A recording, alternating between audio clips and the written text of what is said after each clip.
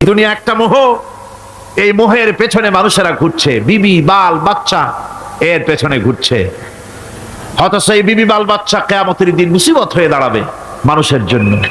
একটা মোহর মধ্যে মানুষ পড়ে আছে, খেল তামাশার ভিতরে পড়ে আছে। আল্লাহ পাক বলছেন, কুল মাতাউদ দুনিয়া কালিলুন ওয়াল আখিরাতু খায়রুল লিমান ইত্তাকা। বলো, দুনিয়ার সমস্ত সম্পদ খুবই নগণ্য, আর যে ব্যক্তি পরকালকে বিশ্বাস করে, পরকালের কামনা করে, সেই খোদাভীরু লোকদের জন্য পরকাল হচ্ছে প্রকৃত আবাসস্থল। সেই জায়গাটাই হলো আসল জায়গা। ওই জায়গার জন্য কিছু তৈরি করতে হবে। কোরআনে কারিমে রব্বুল আলামিন বলছেন, আরাদিতুম বিল হায়াতিদ দুনিয়া মিনাল আখিরাহ ফামা মাতাউদ দুনিয়া ফিল আখিরাতি ইল্লা কালিল। তোমরা কি পরকালের জীবনের বিনিময় এই দুনিয়ার জীবনটাই বেশি পরিতুষ্ট হয়েছে? অথচ দুনিয়ার জীবনের সুখ সম্পদ তো পরকালের তুলনায় খুবই নগণ্য। পরকালের সুখ অনেক বেশি, পরকালের দুঃখটাও অনেক বেশি, সুখটাও অনেক বেশি। পরকালটা স্থায়ী, সুতরাং দুনিয়ার মোহে না পড়ে পরকালের জন্য জীবনটাকে পরকাল ভিত্তিক জীবন তৈরি করো। আল্লাহ পাক বলছেন, ফাম্মা মান তাগা ওয়া আসারাল হায়াতাদ দুনিয়া ফাইন্নাল জাহিমা হিয়াল মাওয়া। অতঃপর যে ব্যক্তি বিদ্রোহ করেছে এবং দুনিয়ার জীবনকে অগ্রাধিকার দিয়েছে, তার জায়গা হচ্ছে জাহান্নাম। জোরে বলেন নাউজুবিল্লাহ। যে ব্যক্তি আল্লাহর সঙ্গে বিদ্রোহ করেছে আর পরকালের জন্য পাথর জোগাড় করে নাই, দুনিয়াকে অগ্রাধিকার দিল, পরকালকে ভুলে গেল, তার জায়গা হলো জাহান্নাম। ওয়াম্মা মান খাফা মাকামা রাব্বিহি ওয়া নাহান নাফসা আনিল হাওয়া ফাইন্নাল জান্নাতা হিয়াল মাওয়া। আর যে ব্যক্তি আপন প্রভুর সামনে উপস্থিত হওয়াকে ভয় করেছে এবং আপন প্রবৃত্তিকে লালসা মুক্ত করেছে, লালসার হাত থেকে রক্ষা করেছে, আল্লাহ রব্বুল আলামিন কিয়ামতের দিন তার জন্য রেখে দিয়েছেন জান্নাত। তার জন্য কোন জায়গা? জান্নাত। আমাদেরকে পরকাল ভিত্তিক জীবন যাপন যদি করি, তাহলে কবরের জবাবগুলি খুব আসান হবে। আর যদি পরকাল ভিত্তিক জীবন যাপন না হয়, কবরটা মুসিবত হয়ে যাবে। হযরত ওসমান রাদিয়াল্লাহু তাআলা আনহু কবরের কাছে গিয়ে খুব কাঁদতেন। সাহাবায়ে কেরাম প্রশ্ন করেছেন, হুজুর, রাসূল করিম সাল্লাল্লাহু আলাইহি ওয়াসাল্লাম যখন জান্নাত ও জাহান্নামের ওয়াজ করেন, তখনও তো এত বেশি আপনি কাঁদেন না, যত বেশি কাঁদেন কবরের কাছে এসে, কারণ কি? হযরত ওসমান রাদিয়াল্লাহু তাআলা আনহু বলতেন, আমার সাথীরা, আমি আমার হাবিবের কাছে, আল্লাহ রাব্বুল আলামিনের রাসূলের কাছে আমি শুনেছি, এই কবরটাই হলো প্রথম স্টেশন, এই কবরটাই হলো প্রথম ইমিগ্রেশন কাউন্টার। এই জায়গায় কেউ যদি ধরা পড়ে যায়, কারো যদি চার্জশিট হয়ে যায়, সব জায়গায় ধরা পড়ে যাবে। হাসরে মিজানে সিরাতে কোনো জায়গায় নাজাত পাবে না। আর এই কবরটা যদি কেউ মুক্তি পেয়ে যায়, মিজান সিরাত হাসর সব জায়গা থেকে আল্লাহ তারে ভালোভাবে পার করে দিবেন। এটা হলো আসল জায়গা, মারাত্মক জায়গা, খুব মারাত্মক জায়গা। আমি এটাকে ইমিগ্রেশন কাউন্টার বলেছি আমার ভাষায়।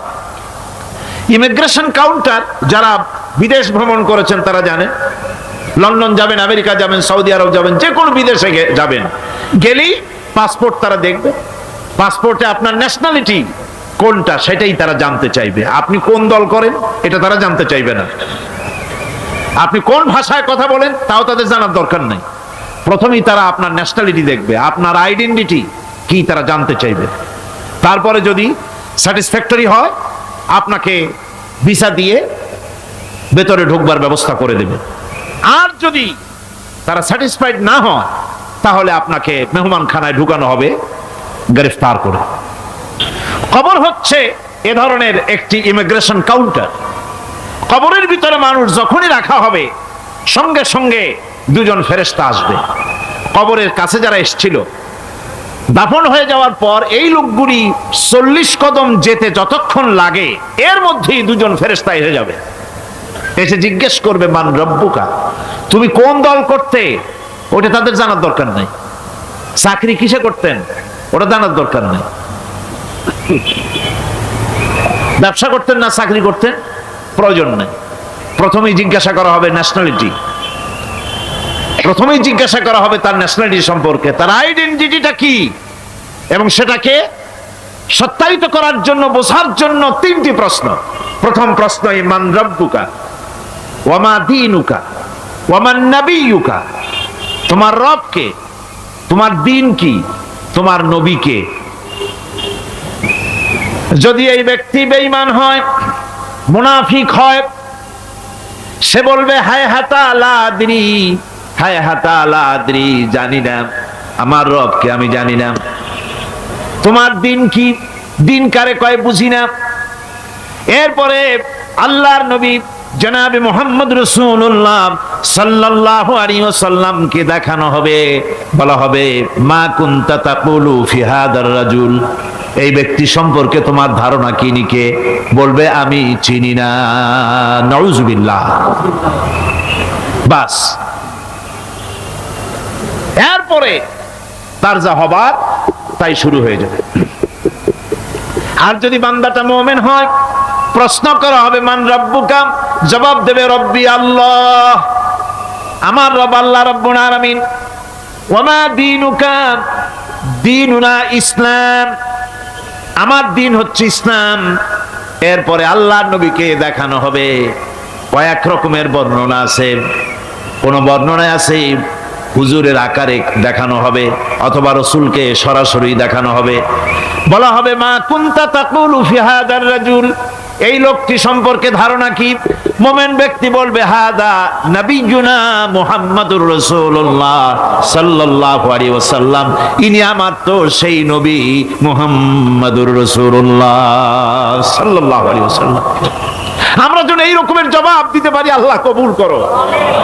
সকলে জোরে কোন আমিন।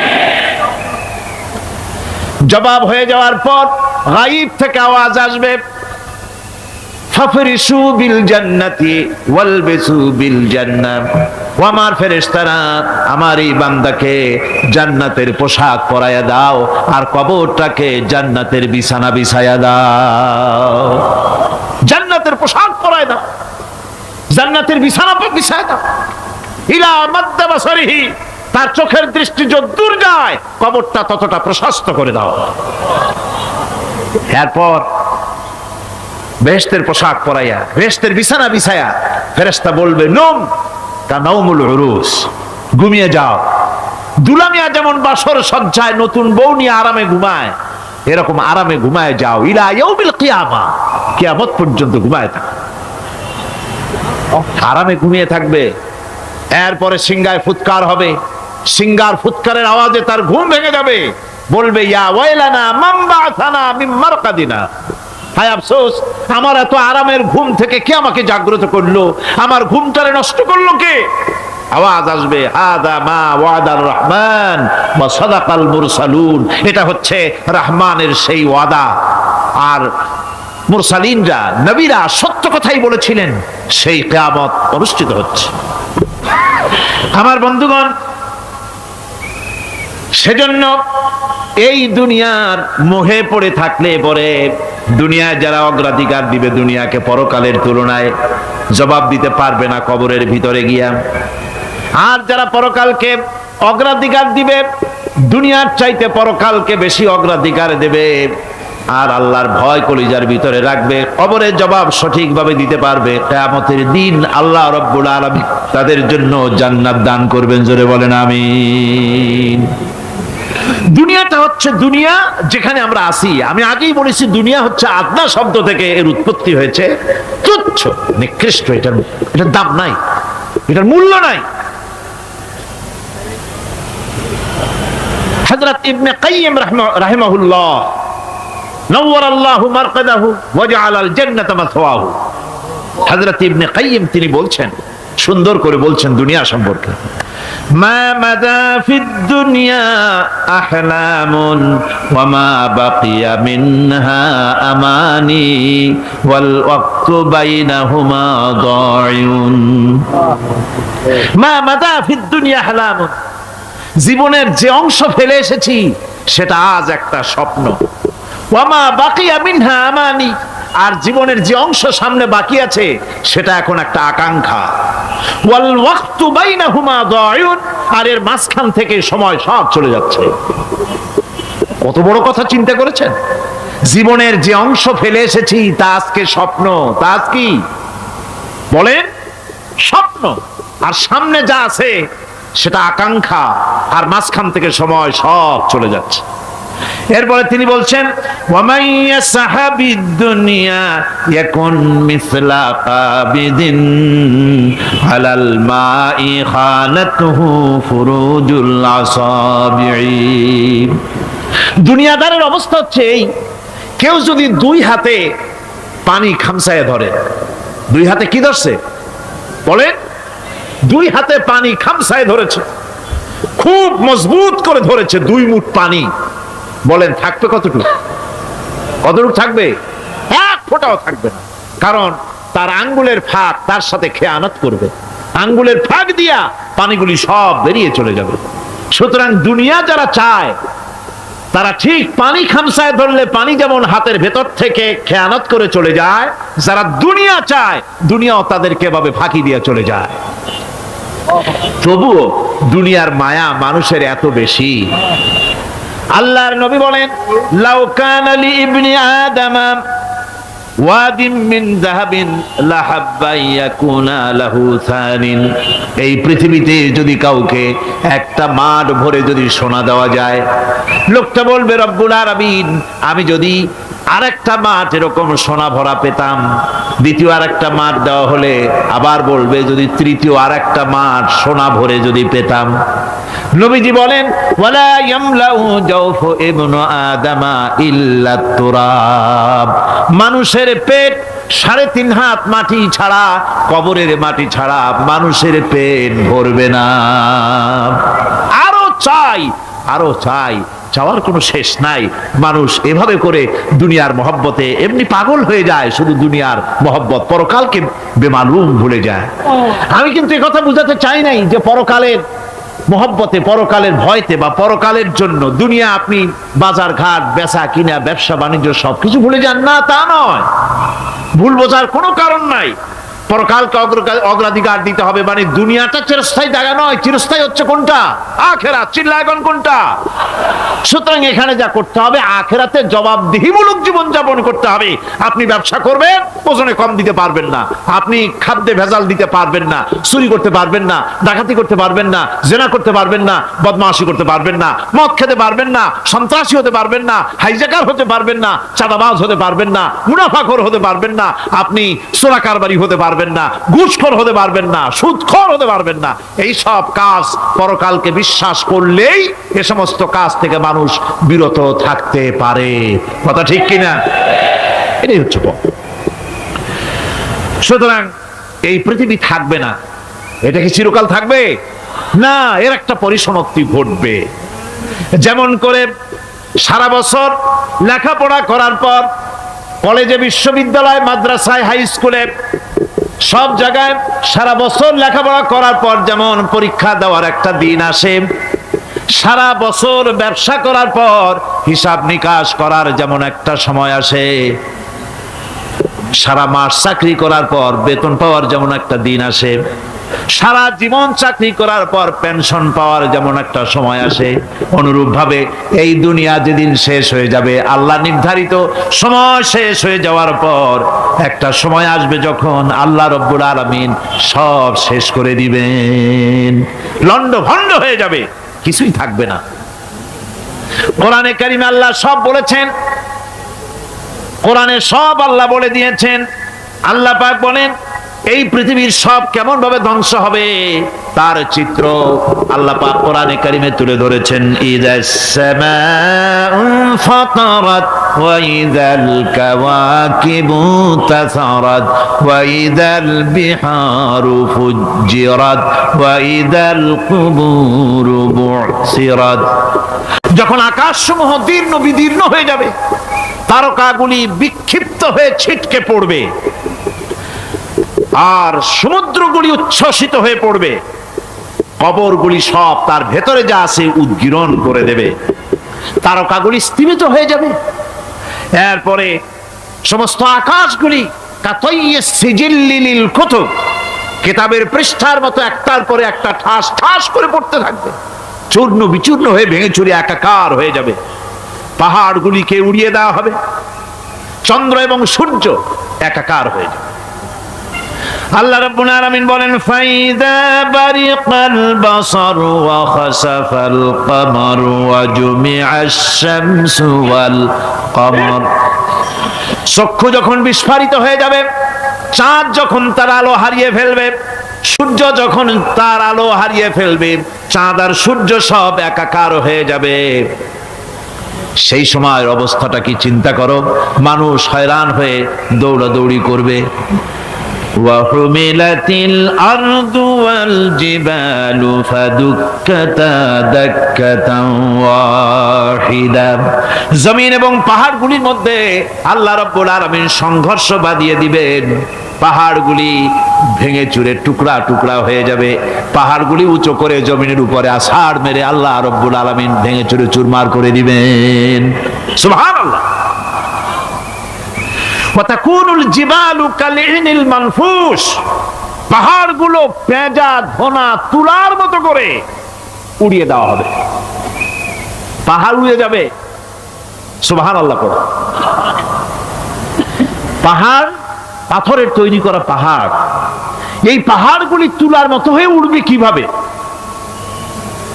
আমি এই দৃশ্য নিজের চোখে কিছুটা হলেও দেখছি। আজ থেকে 10 দিন আগে আমি ইতালি সফর করে এসেছি। ইতালির রাজধানী রোম। রোম প্রাচীন সভ্যতার লালন ভূমি।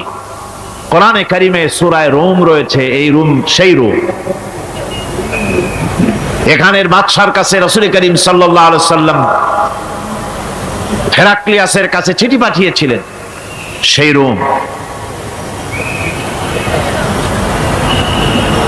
12 থেকে 15 হাজারের মতো বাংলাদেশি মুসলমান সেখানে আছে। জুমার দিন, যেদিন আমি গেলাম তার পরের দিনই জুমা ছিল। জুমার নামাজ পড়লাম ভ্যাটিকানের কাছেই বিশাল মসজিদ, ইউরোপের ভিতরে সবচাইতে বড় মসজিদ এটা। রোম ইসলামের দুশমনদের রাজধানী।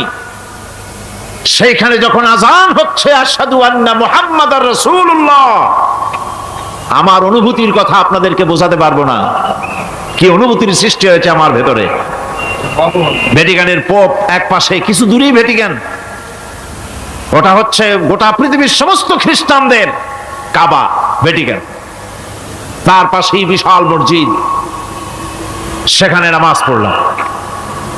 চিন্তার ভেতরে আসলো আল্লাহ রাব্বুল আলামিন তার হাবিবের নাম, তার তাওহীদ, তার রিসালাতকে কিভাবে বিশ্বময় ছড়িয়ে দিলেন। আবু জাহেল চাইছিল মুহাম্মদ সাল্লাল্লাহু আলাইহি সাল্লামকে স্তব্ধ করে দেবে মক্কার জীবনেই। কত বদনাম, সাহের, কাহেন, কাযযাব, শায়ের, নাউযুবিল্লাহি মিন যালিক, কত গালাগালি করলো। আর আল্লাহ শুনালেন, হাবিব চিন্তার কোনো কারণ নাই, ওয়া রাফা'না লাকা যিকরাক, আমি আপনার প্রশংসা বিশ্বময় ছড়িয়ে দেব। সুবহানাল্লাহি ওয়া বিহামদিহি। রোম প্রোগ্রাম শেষ করে আমাকে তারা নিয়ে গেল, যেটা আমি বলছি সফর কাহিনী শোনাবার সময় এটা না, যেহেতু এর সঙ্গে প্রাসঙ্গিক সেজন্য বলছি। পাহাড় কেমনে তুলার মতো হয়ে উড়বে তার নজির দেখেছি। রোম শহর থেকে 300 মাইল দূরে, 300 কিলোমিটার দূরে নেপোলিয়ান বোনাপার্ট তার বাড়ি, এবং ওটা তার নামে একটা প্রভিন্স। ভূমধ্য সাগরের পারে ভিসুভিয়াস, পৃথিবীর সবচাইতে বড় আগ্নেয়গিরি। সেটা দেখাতে নিয়ে যাওয়া হলো আমাকে। যে পাহাড়টা পৃথিবীর মাটি থেকে তার চূড়া হচ্ছে 3 মাইল উঁচু, এর 2 মাইল গাড়িতে করে ঘুরে ঘুরে যাওয়া যায়, এরপর আর গাড়িতে যাওয়া যায় না, বাকিটুকুন যেতে হবে হেঁটে হেঁটে। পাহাড়ের উপরে অক্সিজেন কম, বেশ কষ্ট হচ্ছিল উঠতে। জীবনে প্রথম পাহাড়ে চড়েছি, জাবালে নূর, রাসূল করিম সাল্লাল্লাহু আলাইহি সাল্লামের উপরে যেখানে ওহী হয়েছিল সর্বপ্রথম। পাহাড় চড়ার একটা অভিজ্ঞতা ওখান থেকে আমার কিছুটা হয়েছিল। খুব কষ্ট হলো বাকি 1 মাইল উঠতে। যখন ভিসুভিয়াসের একদম শীর্ষে চলে গেছি, সেখানে গিয়ে আমার সাথে 15-20 জন লোক ছিল। আমি নিজেই আল্লাহু আকবার বলে আমার গলা থেকে আওয়াজ বেরিয়ে গেল। আমি দেখতে পেলাম ভিসুভিয়াসের শীর্ষে বিশাল গর্ত। আমার মনে হয় গর্তটা এই মাঠের 1/4 হবে।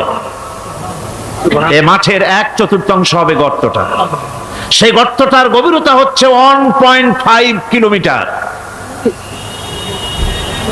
এইখান থেকে পাথরগুলি উত্থিত হয়েছে, আগ্নেয়গিরি পাথর আগুনে গলে লাভা হয়ে এগুলি পাহাড় বেয়ে উপচে পড়েছে, চতুর্দিকে 12 মাইল ছড়িয়ে গিয়েছে।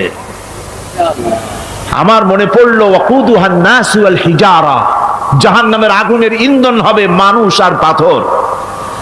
আমি সেখানে সেজদায় পড়ে গিয়া কান্নাম আর বললাম, আল্লাহ জাহান্নামের আগুন হারাম করে দিও আমাদের জন্য। পাথর কিভাবে গললো, গলে পাথরগুলি গলে পুড়ে চতুর্দিকে পড়েছে আর ছিটকেছে, চতুর্দিকে ছিটকে পড়েছে। সেই পাথরগুলি ছিটকে ছিটকে যেগুলি পুড়ে পড়েছে সেগুলিকে দূরে সাদা রঙের বলে মনে হয়, কোনোটা সাদা কোনোটা কালো, মনে হয় যেন তুলার মতো হয়ে পড়ে আছে চতুর্দিকে। 1944 সনে তৃতীয়বারের মতো ভিসুভিয়াস যে অগ্নিগিরি, যে অগ্নি উৎপাত করে, তাতে আশেপাশের 12 মাইল এলাকা এফেক্টেড হয়ে যায়। পাথরগুলি গলে এভাবে বিধ্বস্ত করে দিয়েছে। এখান থেকে এখানে জোহরের নামাজ, আসরের নামাজ আমরা পড়লাম, আল্লাহর কাছে খুব দোয়া করলাম। এখনো ধোঁয়া উঠতেছে, এখনো পাহাড়ের ফাটল দিয়ে ধোঁয়া উঠছে। একজন হাত দিয়ে আমাকে বলল যে খুব গরম লাগে ধোঁয়াগুলি। ওখানকার লোকেরা বলল যে ভেতরে এখনো আগুন আছে, তবে সুপ্ত, যে কোনো মুহূর্তে আবার তা জাগ্রত হতে পারে। আমরা সেখান থেকে নেমে এলাম। একটু কিছু দূর গিয়েই সেখানে হলো পম্পেই শহর। এই পম্পেই শহরটা হচ্ছে ঈসা আলাইহিস সালামের জন্মের 2000 বছর আগে এই শহর তৈরি হয়। ঈসা আলাইহিস সালামের জন্মের 179 বছর পর ভূমিকম্প হয়। সেই ভূমিকম্পে গোটা পম্পেই শহরটা পৃথিবীর মানুষের চোখের আড়াল হয়ে যায়, ধ্বংস হয়ে যায়, মাটির তলায় গরক হয়ে যায়। আজ থেকে 200 বছর আগে মাটি খনন করতে গিয়ে এই শহর আবিষ্কৃত হয়। পুরা শহরটা খুঁড়ে তারা বের করেছে। 180 হেক্টর জমিনের উপরে এই বিশাল শহর। ঘুরে ঘুরে দেখলাম, গাড়ি চলে না সেখানে, পায়ে হেঁটে দেখতে হলো। প্রশস্ত রাস্তা। আজ থেকে 4000 বছর আগের মানুষেরা রাস্তা বানাতে জানতো পাথর দিয়ে, এবং রাস্তার দুধারে তাদের ছিল ফুটপাত, পানির ব্যবস্থা, নগরায়নের সব রকমের সুযোগ সুবিধা। তারপরে সেখানে বিচারালয়, এরপরে দোকানপাট, বাজারঘাট, সবকিছুর ব্যবস্থা রয়েছে। বিশাল বিশাল পাথরগুলি দিয়ে পিলার তৈরি করা। ভাবলাম এই পিলারগুলি, এই পাথরগুলি তারা কিভাবে ক্রেন ছাড়া এত উপরে উঠালো কি করে, আমার মাথায় আসলো না। পাথর কেটে কেটে সুন্দর সুন্দর অঙ্কন শিল্প তারা করেছে। এরপরে ঘুরতে ঘুরতে বাদশার রাজার বাড়িতে গিয়ে ঢুকলাম। সেখানে গিয়ে দেখলাম উলঙ্গ এত মূর্তি পাথরের তৈরি করা। পাথর কেটে কেটে দেওয়ালে যৌন মিলনের এমন কোন অশ্লীল ছবি নাই যা তারা সেখানে তৈরি করে নাই।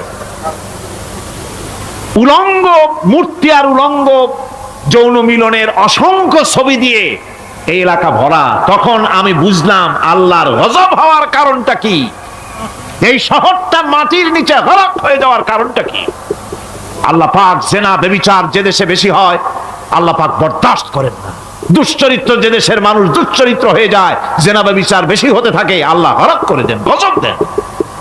এই গজব এক এক সময় এক এক রকমের হয়ে আসে। কখনো মাটির নিচে দাবায় দেন, কখনো মহামারী, কোন দেশে কলেরা, কোন দেশে জলোচ্ছ্বাস, কোথাও ভূমিকম্প, আর সর্বশেষ এই জেনা ব্যভিচারের জন্য আল্লাহ পাকের চূড়ান্ত এই যৌনতার অশ্লীলতার জন্য চূড়ান্ত গজব বর্তমান বিশ্বের জন্য এইডস। আল্লাহ পাক এই গজব দিয়েছেন। বন্ধুগণ, আমি সেই জায়গা, আমি সেখানে যা দেখলাম যে আল্লাহ পাক পাহাড়গুলিকে কিভাবে উড়াবেন এটা অস্বীকার করার কোনো উপায় নাই। বিশ্বাস তো করতামই, তবে হযরত ইব্রাহিম আলাইহিস সালাম যেমন বলেছিলেন, রব্বি আরিনি কাইফা তুহিল মাউতা, হায় আল্লাহ তুমি মরাকে জিন্দা করবা কেমনে? আল্লাহ পাক বলেন আওয়ালাম তুমিন, তুমি বিশ্বাস করো না? ইব্রাহিম আলাইহিস সালাম বললেন বালা, অবশ্যই বিশ্বাস করি, ওয়ালাকিন লিয়াতমাইন্না কলবি, যদি চোখে দেখতাম তাহলে আমার অন্তরাত্মা খুব ঠান্ডা হতো। আল্লাহ রাব্বুল আলামিন চোখে দেখায় দিলেন জিন্দা কেমনে মুর্দা হবে, মুর্দা কেমনে জিন্দা হবে, আল্লাহ দেখায় দিলেন। পাহাড় উড়ায় দিবেন আল্লাহ রাব্বুল আলামিন। একথা কলিজার মধ্যে তার উপর ঈমান বিশ্বাস, কিন্তু আল্লাহ চোখে দেখাইছেন, ঈমান আরো মজবুত হয়েছে, যা ছিল আরো মজবুত হয়েছে। সুবহানাল্লাহ। আল্লাহর ভয়তে কলিজা কেঁপেছে। আমি পাহাড়ের উপরে কেঁদেছি, যার যার হয়ে কেঁদেছি।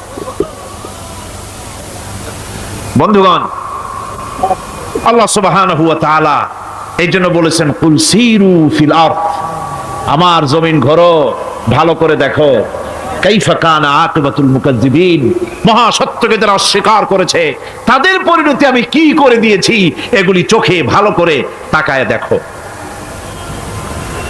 আমার বন্ধুগণ, সুতরাং এই পৃথিবীর অবসান হবে, এই পৃথিবী ধ্বংস হবে, এই পৃথিবী চূড়ান্ত ভাবে শেষ হয়ে যাবে। ও হ্যাঁ, আরেকটি কথা বলতে হয়, সেটা হচ্ছে যে এই রোম থেকে আরেকটু দূরে 900 মাইল দূরে হচ্ছে সিসিলি।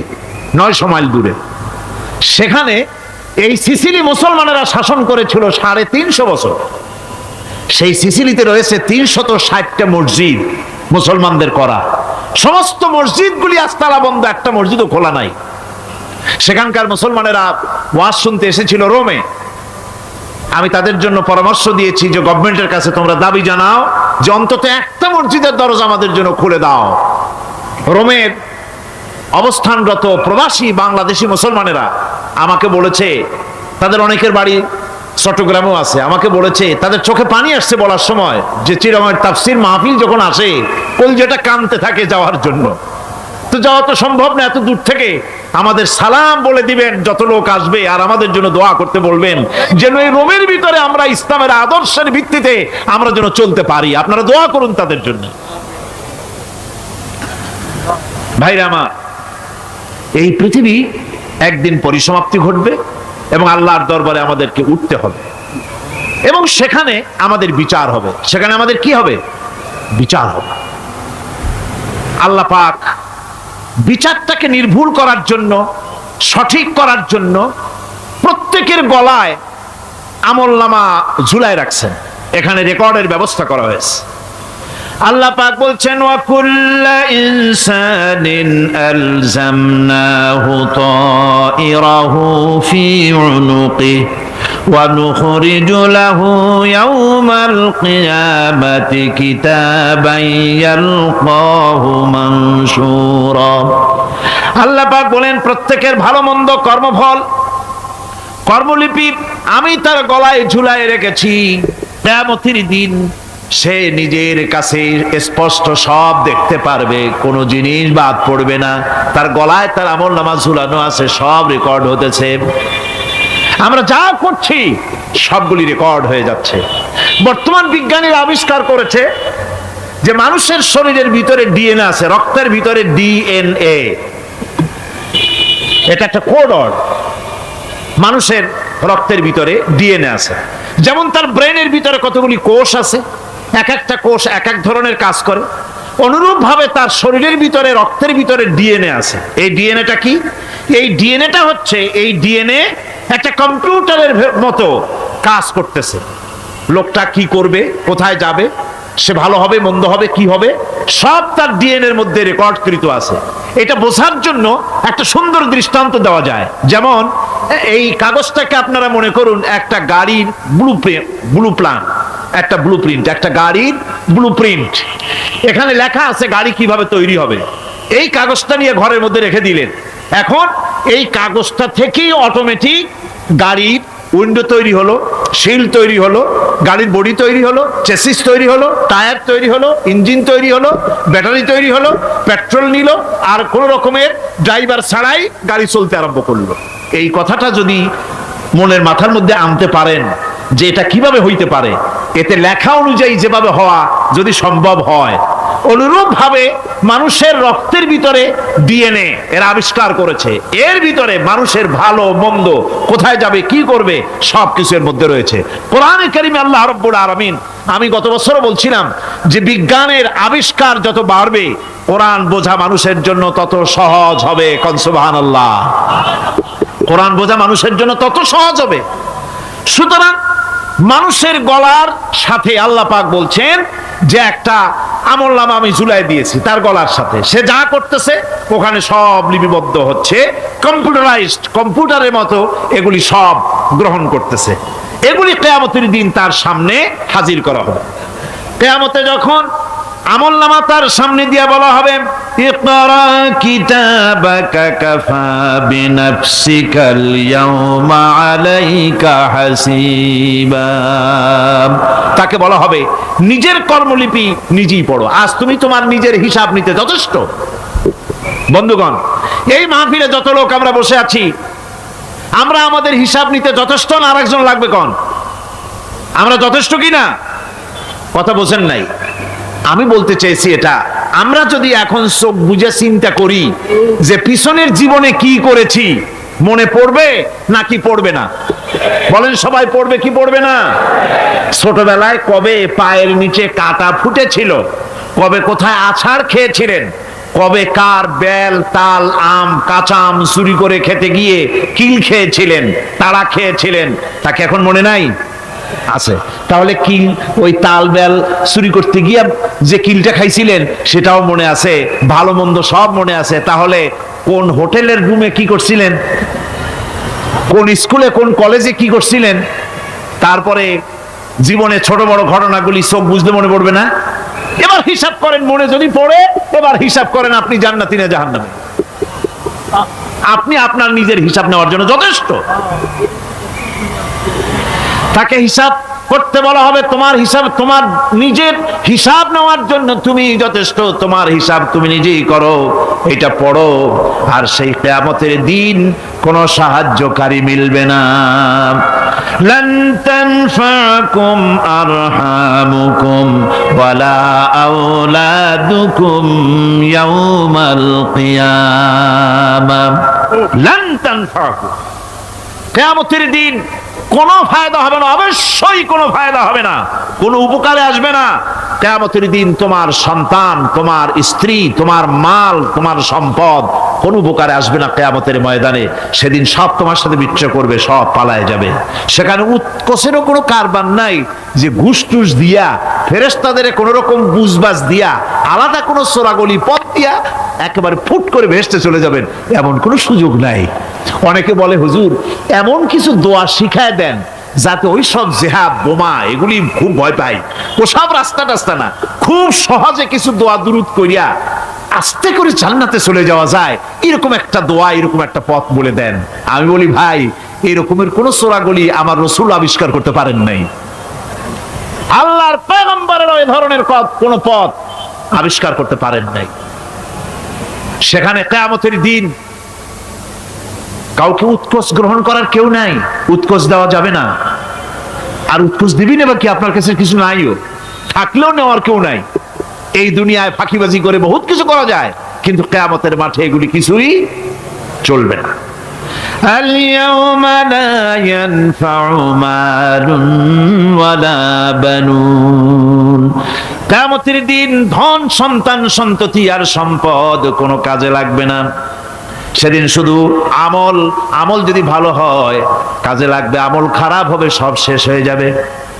আল্লাহ রাব্বুল আলামিন নবীজিকে ডেকে বলেছেন, নবী আপনি বলেন, কুল মা কুনতু বিদআম মিনার রাসূল, আপনি বলুন আমি কোন নতুন রাসূল নই, আমার আগে অনেক নবী রাসূল পৃথিবীতে এসেছেন, তারা বিদায় হয়ে গেছেন। আমি জানি না কিয়ামতের দিন আল্লাহ রাব্বুল আলামিন আমার সাথে কি ব্যবহার করবেন, আর আমি এও জানি না যে কিয়ামতের দিন আল্লাহ পাক তোমাদের সাথে কি ব্যবহার করবেন। এই আয়াত নাজিল হওয়ার পর আল্লাহর হাবিব তার মেয়েকে ডাকলেন, জামাইকে ডাকলেন, নাতিদেরকে ডাকলেন, আহলে বাইতদেরকে ডাকলেন, আর বললেন, ও আমার মেয়ে কলিজার টুকরা ফাতেমা গো শোনো, কেবলমাত্র আয়াত নাজিল হয়ে গেল, আল্লাহ পাক আমাকে শোনায়ছেন কিয়ামতের দিন আমি জানি না আমার সঙ্গে কি ব্যবহার করা হবে, আর এও জানি না যে তোমাদের সাথে কি ব্যবহার করা হবে। ও আমার কলিজার টুকরা মেয়ে ফাতেমা, কিয়ামতের দিন মুহাম্মদ সাল্লাল্লাহু আলাইহি সাল্লামের মেয়ে এই হিসাবে তোমার নাজাতের ফয়সালা হবে না। ও আমার কলিজার টুকরা নাতি হাসান আর হোসেন, কিয়ামতের দিন মুহাম্মদ সাল্লাল্লাহু আলাইহি সাল্লামের নাতি হিসাবে ফয়সালা হবে না। ও আমার জামাই হযরতে আলী, কিয়ামতের দিন আমার জামাই হিসাবে নাজাতের ফয়সালা হবে না। আমল যদি ভালো হয় ফয়সালা ভালো হবে, জান্নাতে চলে যাবে। আমল যদি খারাপ হয় কার নাতি কার জামাই দেখা হবে না। সুবহানাল্লাহ, কঠিন কিয়ামতের মাঠ। এই পরকালের বিশ্বাস যদি কলজার মধ্যে ঢোকে মানুষ ভালো হয়ে যাবে। কোন সুবহানাল্লাহ। আপনাদের দৃষ্টিতে পারবে, কথার জবাব যে দিলেন না। পুলিশে কি মানুষের চরিত্র ভালো বানাইতে পারবে? পুলিশের চরিত্র ভালো বানাবে কেডা? সেটাই তো কথা। মানুষের চরিত্র যাতে ভালো থাকে, মানুষের জন্য খারাপ কাম না করে সেজন্য পুলিশ, পুলিশ যাতে খারাপ কাম না করে সেজন্য আরো একটা ডিপার্টমেন্ট আছে না, তারা যাতে খারাপ কাজ না করে সেজন্য আর একটা আছে। এন্টি করাপশনের আবার এন্টি করাপশন আছে, তার উপর আবার এন্টি করাপশন আছে। এন্টিটার অভাব নাই।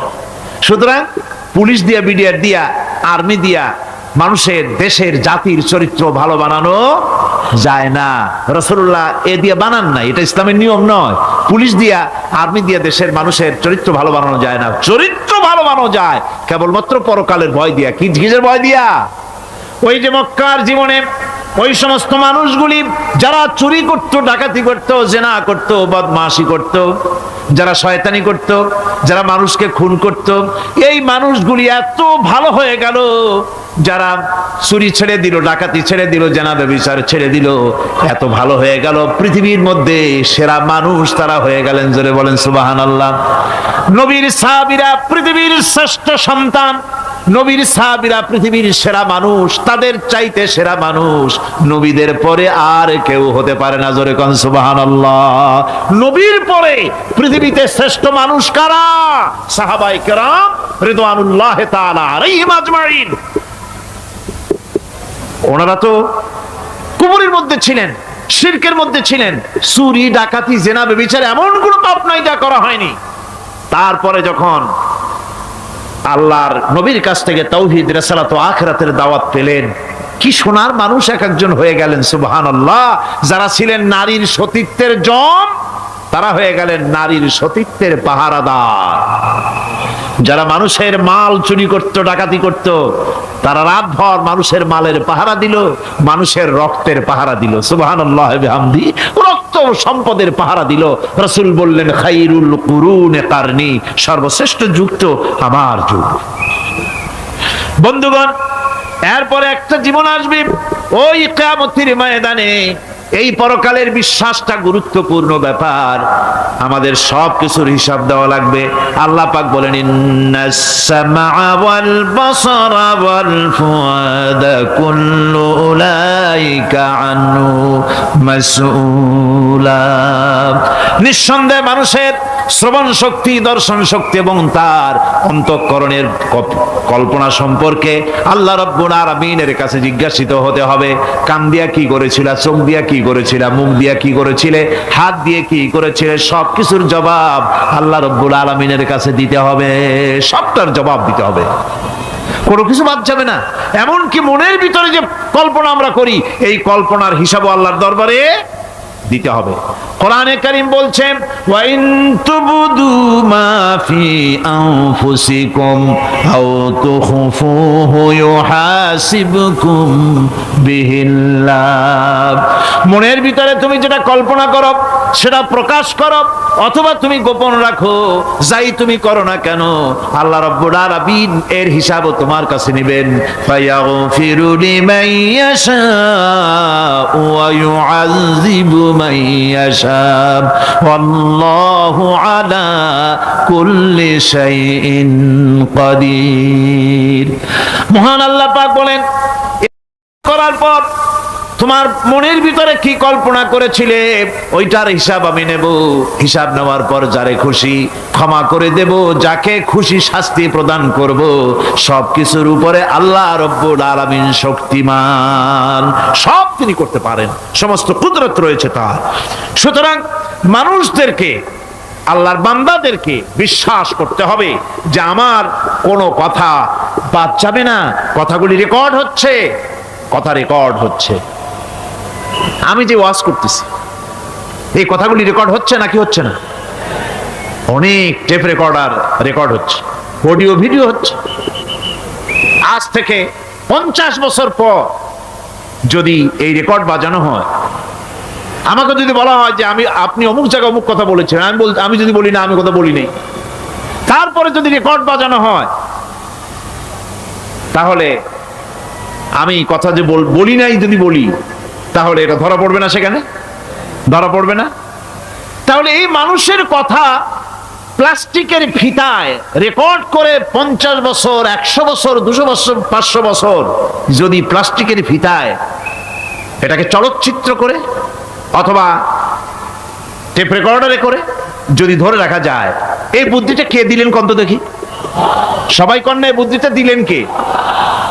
যে আল্লাহ রাব্বুল আলামিন মানুষের মাথায় বুদ্ধি দিলেন, যার দ্বারা সে মানুষের কথাবার্তা অ্যাক্টিভিটি সব ধরে রাখতে পারে। সেই আল্লাহ রাব্বুল আলামিন বুঝি আপনার আমার কথা এবং আপনার আমার অ্যাক্টিভিটিসকে তিনি বুঝি ধরে রাখতে পারবেন না কিয়ামত পর্যন্ত? পারবেন কি না? সেজন্য রাব্বুল আলামিন বলেন, মা ইয়ালফিযু মিন কাওলিন ইল্লা লাদাইহি রাকীবুন আতীদ। সমস্ত কথা রেকর্ড হচ্ছে। সুবহানাল্লাহ কোন জোরে! সমস্ত কথা রেকর্ড হচ্ছে, একটা কথাও বাদ যাবে না। মুখ আছে বলেই কথা বলবেন তা না, হিসাব করে কথা বলতে হবে। গীবত গাওয়া যাবে না, মিথ্যা কথা বলা যাবে না, মিথ্যা ওয়াদা করা যাবে না। মিথ্যা ওয়াদার তো মৌসুম এসে গেছে। কি কোন বোঝেন কথা? হ্যাঁ, মিথ্যা ওয়াদার মৌসুম এসে গেছে। এখন মৌসুমে বাহার মিথ্যা বলার। কত সুন্দর সুন্দর ওয়াদা, সোনা দিয়া রাস্তা বানায় দেব। অভুক্ত মানুষদের বলা হয় না খেয়ে মরবেন না, কিন্তু কি খেয়ে মরবে তাও কয় না।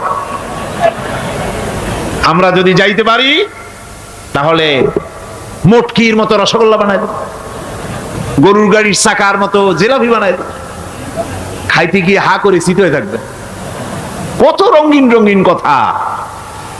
মিথ্যা ওয়াদার সময় এসে গেছে। ভাইরা আমার, পরকাল যদি বিশ্বাস করে সেই ব্যক্তি কিছুতেই মুখ আছে বলেই যা খুশি বলবে না, পরনিন্দা করবে না, পরচর্চা করবে না, হাত আছে বলেই যা তা লিখবে না। ঘটনা হইল একটা, লিখলো আর একটা। কলম একটা আছে বলেই যা খুশি তা লেখা যায় না, মুখ আছে বলেই যা খুশি তা বলা যায় না, চোখ আছে বলেই যা খুশি তা দেখা যায় না। গরু খাওয়া জায়েজ করা হয়েছে বলে গরুর লেজ থেকে মাথা পর্যন্ত পাইকারি দরে সব খাওয়া যায় না। গরু খাওয়া হারাম না হালাল? হালাল। পাইকারি দরে লেজ থেকে মাথা পর্যন্ত সব খাওয়া হালাল না। ওর মধ্যে আল্লাহ কিছু হারাম রেখে দিছে, সেগুলোকে বাইসে খাইতে হবে। আল্লাহ দেখতে চান পাইকারি দরে জমের খাওয়া খাও না আমার হারামগুলি বাদ দিয়া খাও, নিষেধ করাগুলি বাদ দিয়া খাও। মুখ আছে বলেই যা খুশি তা বলা যাবে না, কান আছে বলেই যা খুশি তা শোনা যাবে না, চোখ আছে বলেই যা খুশি তা দেখা যাবে না, হাত পা আছে বলেই যা খুশি তা করা যাবে না। সবটার পেছনে আল্লাহ রাব্বুল আলামিনকে ভয় করা লাগবে। মহান আল্লাহ রাব্বুল আলামিন বলে, বান্দারে তোমার সমস্ত কার্যাবলী এমনকি তোমার চাহনিটা পর্যন্ত কার দিকে কি নিয়তে তাকায়ছো কেউ জানে না, আমি আল্লাহ রব্বুল আলামিন জানি। ওয়া ইয়ালামু খায়নাতাল আয়ুনি ওয়া মা তুখফিস সুদূর। তোমার অন্তঃকরণ কি জিনিস গোপন করে আর তোমার চক্ষু কি লুকোচুরি খেলে আমি টের পাই। সুবহানাল্লাহ বিহামদি।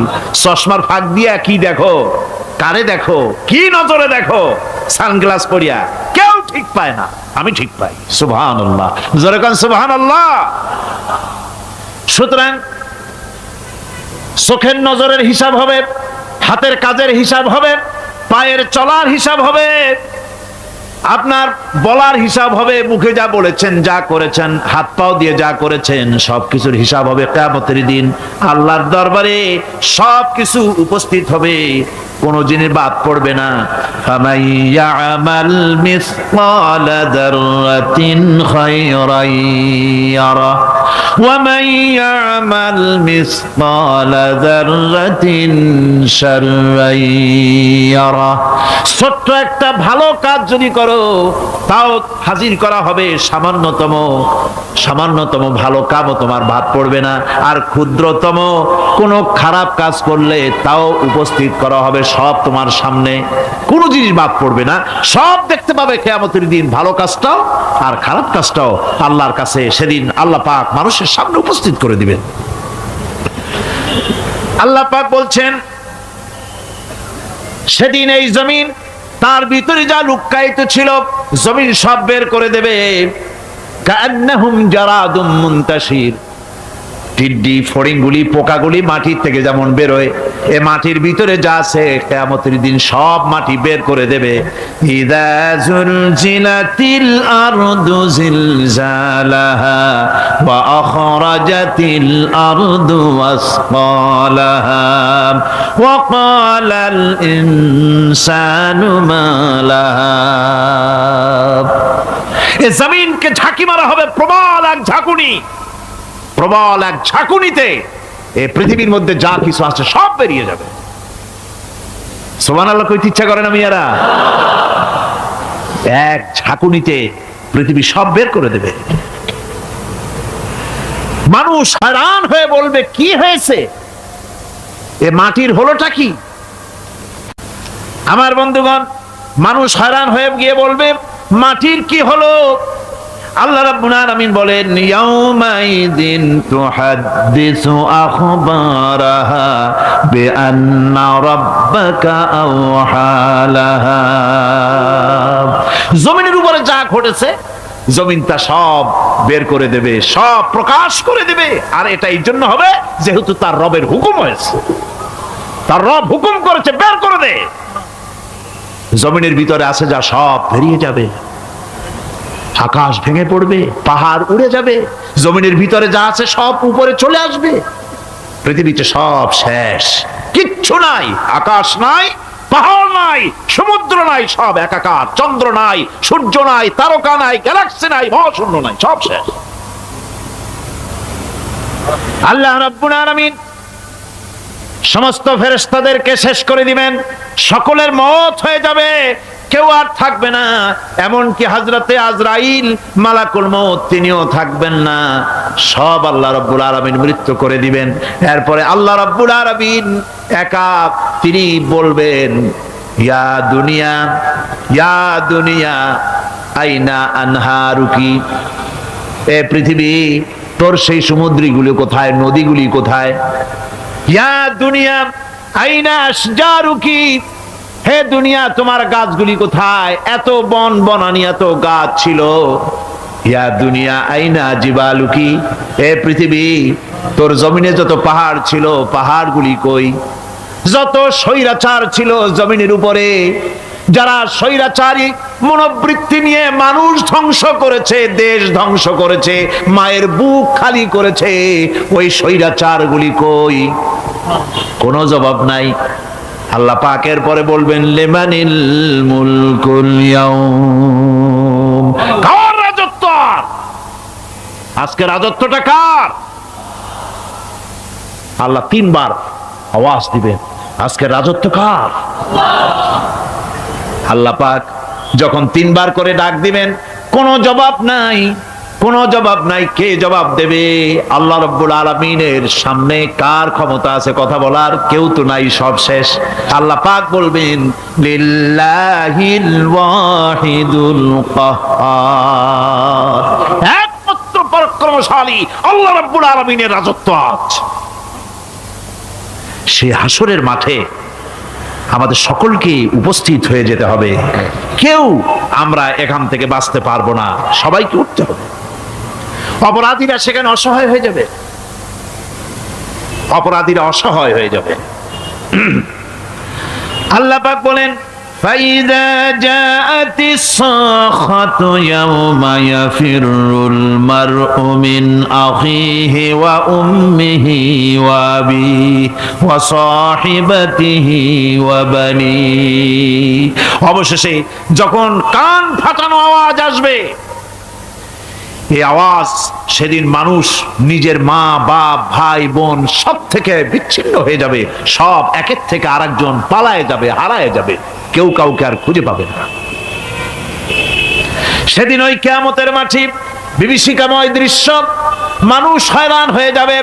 মাথার এক হাত অথবা অর্ধ মাইল অথবা এক বিগত এতটুকু উপরে ওই প্রকাণ্ড সূর্যটার তাপ আসবে, গুনাহগারের মাথার চান্দি ফেটে গিয়া মগজগুলি গলে গলে নাক কান দিয়ে বের পড়তে লাগবে, জিহ্বাটা কুকুরের মতো ঝুলে নাভিস্থল পর্যন্ত পড়ে যাবে, মাটিটা সূর্যের উত্তাপে তামার মতো গরম হয়ে যাবে, সারা হাসর জুড়ে আওয়াজ হবে পানি পানি পানি। মানুষেরা হয়রান হয়ে যাবে। সে হাসরের ময়দানে এই চরম কষ্টের ভিতরে আল্লাহ রাব্বুল আলামিন বলেন সেদিন দুটো ভাগ হয়ে যাবে। একদল মানুষের চেহারা আলোয় ঝলমল হয়ে যাবে, আর একদল মানুষের চেহারাগুলি কালো হয়ে যাবে। উজুহু ইয়াওমাইদিন মুসফিরাতুন দাহিকাতুন মুস্তাবশিরা ওয়া উজুহু ইয়াওমাইদিন আলাইহা গাবারা। আল্লাহ পাক বলেন এক শ্রেণীর মানুষের চেহারা হাস্যোজ্জ্বল ঝলমলে হয়ে যাবে, আর এক শ্রেণীর মানুষের চেহারাগুলি কালো হয়ে যাবে। তারহাকুহা কাতারা উলাইকা হুমুল কাফারাতুল ফাজারা।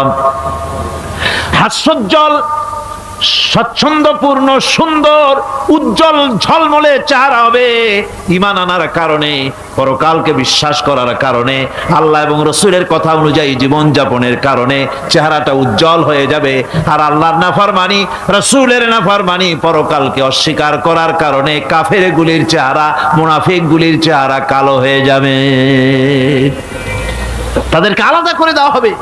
ফামতাজুল ইয়াওমা আইয়ুহাল মুজরিমুন, মুজরিমদেরকে আলাদা করে দেওয়া হবে, দুইটা ভাগ হয়ে যাবে। এই চরম অবস্থা সৃষ্টি হবে কিয়ামতের ময়দানে। সেদিন রাসূল করিম সাল্লাল্লাহু আলাইহি ওয়াসাল্লাম উম্মতের জন্য সুপারিশ করবেন। সেই সুপারিশ যেন আমাদের করতে পারেন সেজন্য আমাদেরকে তৈরি করতে হবে, সে ধরনের যোগ্য আমাদেরকে বানাতে হবে। বন্ধুগণ, এই পরকালীন জীবন, এর সম্ভাবনা এটা যে হবে এবং সেই পরকালে আমাদের সকলকে যে উঠতে হবে, কিয়ামতে আল্লাহর কাছে জীবনের সবকিছুর জবাবদিহি করতে হবে, এই ভীতি সৃষ্টি করতে চায় আল্লাহ পাক মানুষের ভেতরে। আল্লাহ পাকের চাইতে মানুষের কল্যাণকামী আর কেউ আছে? চিল্লায় কোন আল্লাহর চাইতে, বিশ্ববাসীর সৃষ্টি জগতের কল্যাণকামী আল্লাহর চাইতে, রাসূলের চাইতে বেশি কেউ কি আছে? সে আল্লাহ পাক সব বলে দিলেন, ওপেন সিক্রেট করে দিলেন, সব গোপন ফাঁস করে দিলেন। কেমনে বিচার হবে, কেমনে কিয়ামত অনুষ্ঠিত হবে, কেমনে কি হবে, সব খুলে খুলে আল্লাহ পাক বলে দিলেন আমাদেরকে ভালো হওয়ার জন্য। কোরআনে কারীম বলছে লাইসাল বিররা আন তুওয়াল্লু ওয়ুজুহাকুম কিবালাল মাশরিকি ওয়াল মাগরিব। পূর্ব পশ্চিমে মাথা ঘুরানো, সার নত করা, মাথা ঘুরানো, মুখ ঘুরানো, এটাই কিন্তু সৎ কাজ এবং পুণ্যবান হওয়ার সৎ কাজ করার নেককার হওয়ার জন্য যথেষ্ট নয়, বরং ওয়ালাকিন্নাল বিররা মান আমানা বিল্লাহি ওয়াল ইয়াউমিল আখির। প্রকৃতপক্ষে সৎকারী মুমিন, ভালো কাজ করা, প্রকৃত মুমিন, সত্যিকারের ভালো মানুষ, সত্যিকারের ইমানদার হওয়ার জন্য 10টি কাজ লাগবে। কয়টি কাজ? 10টি কাজ লাগবে। সেই 10টি কাজের একটি কাজ গত বছর আপনাদের খেদমতে আরজ করা হয়েছে, 2টি বলা হয়েছে, বাকি আজকে বললাম আর একটা, হয়ে গেল 3টা। বাকি আছে কয়টা? 7টা বাকি আছে, আরো 7টা। পরকাল ভিত্তিক জীবনযাপন যদি করতে পারি তাহলে আমরা হব দুনিয়ার শ্রেষ্ঠ মানুষ। কোন আলহামদুলিল্লাহ। আমার দেশ, আমার জাতি, আমার school, college, university, secretariat, cantonment, রান্নাঘর থেকে শুরু করে বঙ্গভবন, দেশের সর্বত্র মানুষের ভেতরে যদি পরকালের জবাবদেহিমূলক জীবনযাত্রার অনুভূতি সৃষ্টি করে দেওয়া যায়, কিয়ামত আছে আর জবাব দিতে হবে আল্লাহর দরবারে। এই পরকালকে এভাবে বিশ্বাস করতে পারলে, ওইভাবে জীবন গড়তে পারলে দেশ সুখী হবে, সমৃদ্ধশালী হবে, বিপদ দূরীভূত হবে, অন্ধকারের আমানিশা দূর হয়ে গিয়ে পৃথিবীতে আবার সুন্দর সূর্য উদিত হবে। ইসলামের নতুন বার্তা নিয়ে পৃথিবীতে শান্তি আসবে, সুখ আসবে, সমৃদ্ধি আসবে, স্বাধীনতা টিকবে, সার্বভৌমত্ব টিকবে, দেশ এক সুখী সমৃদ্ধশালী সুন্দর দেশে পরিণত হবে। বাংলাদেশ হবে পৃথিবীর একটা আদর্শ দেশে পরিণত হয়ে যাবে, যদি এই কথাগুলি আমরা বিশ্বাস করি আর আমল করে চলতে পারি।